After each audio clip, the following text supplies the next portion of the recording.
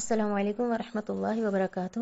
صحیح بخاری کی پہلی حدیث ہے، رسول اللہ صلی اللہ علیہ وسلم نے فرمایا، انما الاعمال بالنیات وانما لکل امرئ ما نوی۔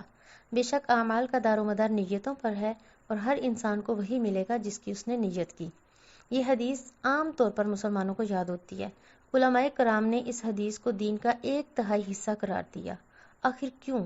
آخر کیا ہے اس حدیث میں ایسا کہ تمام اعمال کو نیتوں پر ہی کیوں اس کا دار و مدار کر دیا گیا؟ نیت کیا ہوتی ہے؟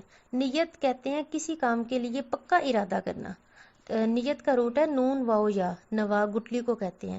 وہ قرآن پاک میں آتے ہیں نا، ان اللہ فالق الحب والنوا، اللہ دانے اور بیج کو پھاڑنے والا ہے۔ تو وہ جو گٹلی ہے نا، اصل میں وہ نیت سے اس کو جو ہے کمپیریزن کیا گیا، کیونکہ نیت دل کے اندر ہوتی ہے۔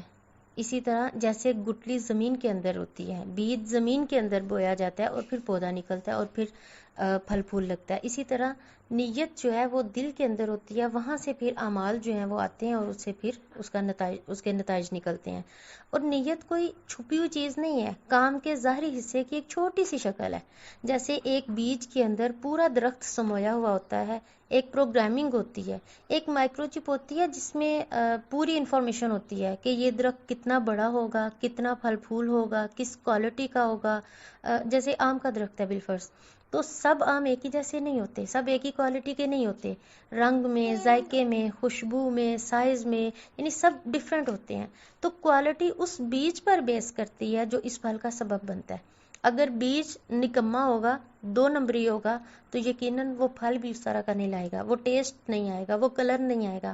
اگر بیج اچھی کوالٹی کا ہوگا تو یقیناً اس پہ اچھا جو ہے وہ درخت لگے گا اور اچھا پھل پھول آئے گا۔ تو اسی لیے جو دین نے اس چیز کو مینشن کیا نا کہ پورے اعمال کا جو دار و مدار ہے وہ گھوم پھر کے اینڈ نیت ہی دیکھی جائے گی کہ آخر پیچھے نیت کیا تھی۔ جس طرح پیچھے بیج تھا نا، بیج اچھا ہے تو پھل اچھا ہے، اسی طرح پیچھے نیت اچھی ہے تو اس کا جو ہے نتائج، اس نیت کے بعد اعمال کے جو نتائج ہیں وہ اچھے ہوں گے۔ پھر اس حدیث کے بہت سارے پہلو ہیں، کوئی ایک پہلو نہیں ہے۔ جو لوگوں نے بہت اس کو محدود کیا ہوا ہے نا، انما الاعمال بالنیات کو، اس کا اصل میں ہم نے مفہوم ہی نہیں سمجھا۔ اس حدیث کے بہت سارے پہلو ہیں، تبھی تو اس کو دین کا ایک بہت بڑا حصہ قرار دیا گیا ہے۔ پہلا پہلو، کوئی بھی نیکی ہو وہ اللہ کی خوشنودی کے لیے ہو، یہ اس کا پہلا پہلو۔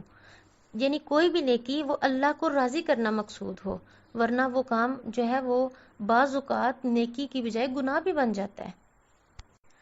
مثلا عبادت میں دیکھ لیجیے، اگر وہ اللہ کے لیے نہیں ہے، اللہ کے لیے خالص نہیں ہے، اللہ کو راضی کرنے کے لیے نہیں ہے، تو کیا ہے پھر؟ دکھاوا، ریاکاری۔ تو ریاکاری کیا ہے؟ شرک ہے، کیونکہ جو کام اللہ کے لیے کرنا تھا وہ ہم نے مخلوق کے لیے کر دیا، تو اس طرح تو یہ ایک شرک ہو گیا نا۔ تو بجائے اس کے کہ اس عبادت کا ہمیں ثواب ملنا چاہیے تھا، الٹا کیا ہو جاتا ہے؟ گناہ ہو جاتا ہے۔ تو عبادت میں دیکھیں کہ ہمیں کہاں کہاں نیت پہ چیک رکھنا ہے۔ مثلا نماز کی باری آتی ہے تو نماز دیکھیں بڑی دفعہ ایسے ہوتا ہے کہ ہم خالص اللہ کے لیے وہ نماز نہیں پڑھ رہے ہوتے۔ ہم کیوں پڑھ رہے ہوتے ہیں؟ چونکہ ہمیں عادت پڑ چکی ہے، نماز پڑھنے کی ایسی عادت پڑ چکی ہے کہ وہ جسٹ ایک عادتاً ہم پڑھتے ہیں۔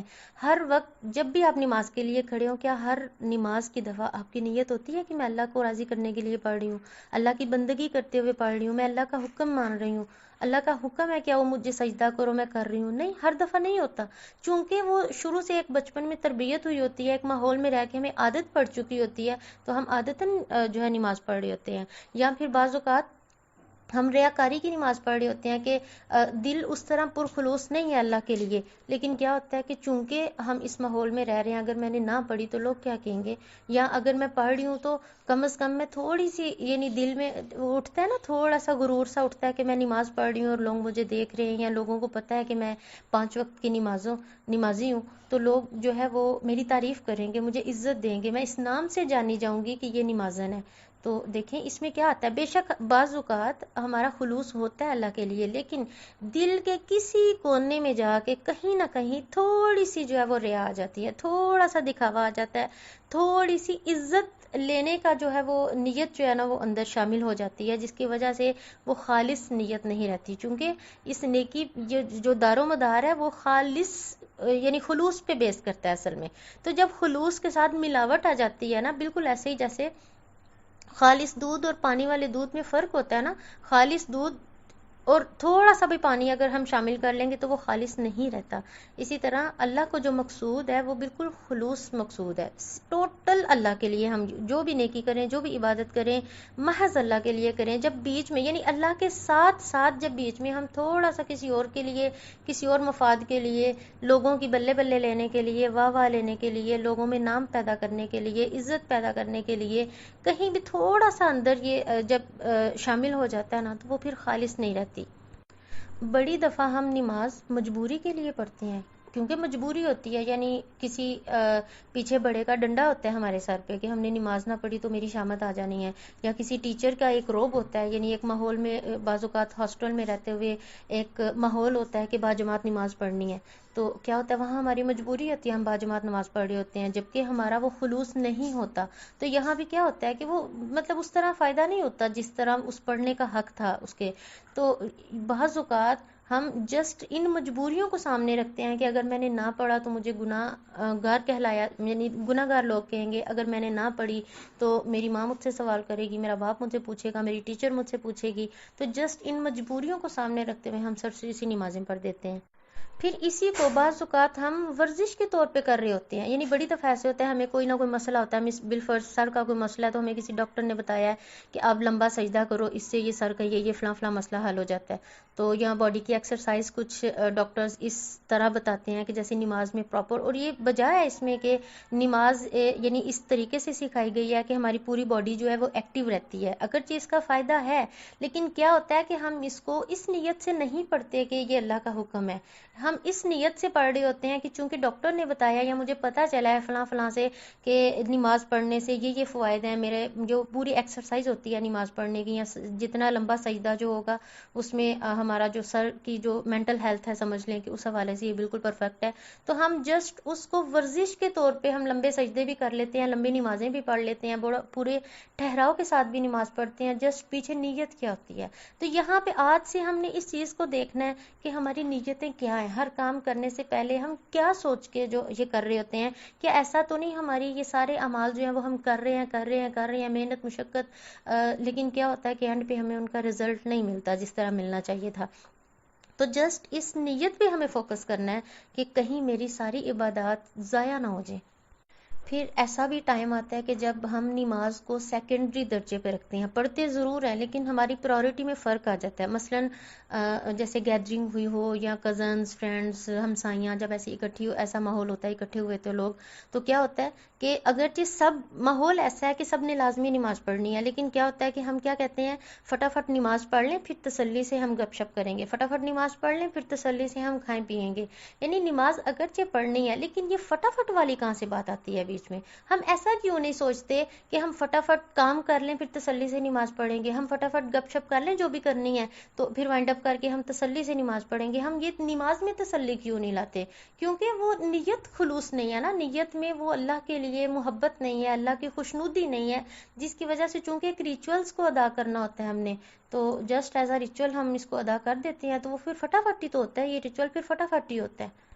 تو جو لوگ پھر بعض اوقات تسلی سے پڑھ رہے ہوتے ہیں تو وہ بھی اس وقت بعض اوقات دل میں دکھاوے کی نیت آ جاتی ہے. اس کا مطلب ہرگز یہ نہیں کہ جو بھی بندہ تسلی سے نماز پڑھتا آپ کو دکھے وہ دکھاوا کر رہا ہے.